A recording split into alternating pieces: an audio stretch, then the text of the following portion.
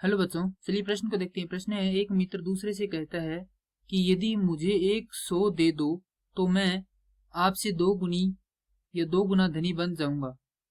दूसरा उत्तर देता है, यदि आप मुझे 10 दे दो तो मैं आपसे 6 गुना धनी बन जाऊंगा। बताइए उनकी क्रमशः संपत्तियां क्या है।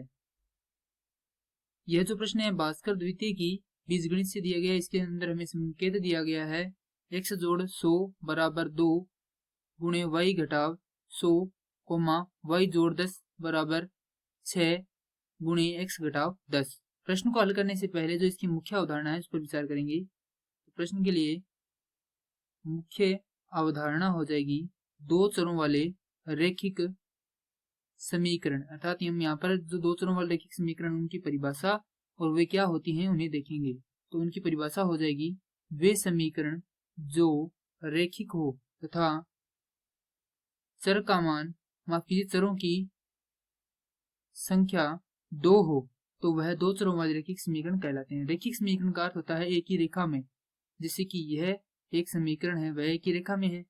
ए एक्स जोड़ बी वाई जोड़ सी बराबर 0, यह एक रैखिक समीकरण की रचना का आधार है।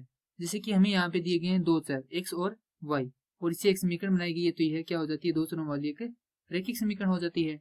अब चलिए प्रश्न क्या कह रहा है वह देखते हैं।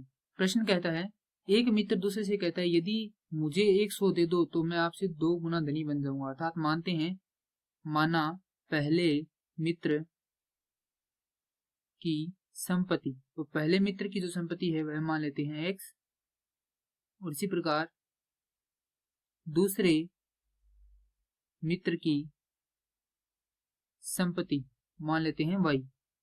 अब प्रश्नानुसार स्थिति 1 अर्थात प्रथम स्थिति में क्या होता है।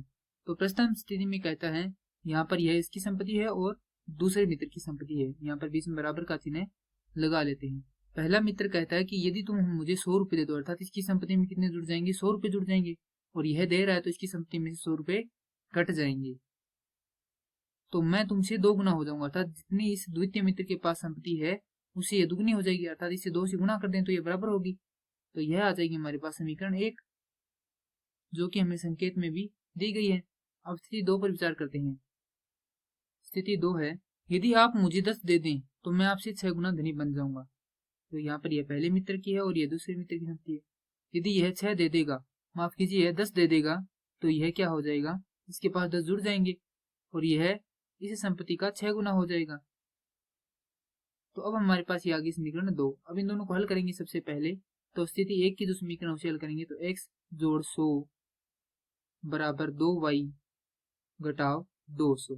तो रैखिक समीकरण में इसे बदलेंगे तो यह होगी x घटाव 2y बराबर ऋणात्मक 300, समीकरण नंबर 3। अब दूसरी समीकरण को देखिए, तो दूसरी स्थिति वाली समीकरण है 6x घटाव 60 बराबर y जोड़ 10। इसे बदलेंगे तो यह होगी 6x घटाव y बराबर 70, यह आ गई समीकरण नंबर 4। समीकरण 3 व 4 से समीकरण 3 व 4 को हल करें तो यहाँ पर देखिए इस समीकरण में 2y है और इस समीकरण में 1y है। तो क्या करते हैं, इस समीकरण जो समीकरण 4 है उसे 2 से गुणा करके यहाँ पे लिखेंगे।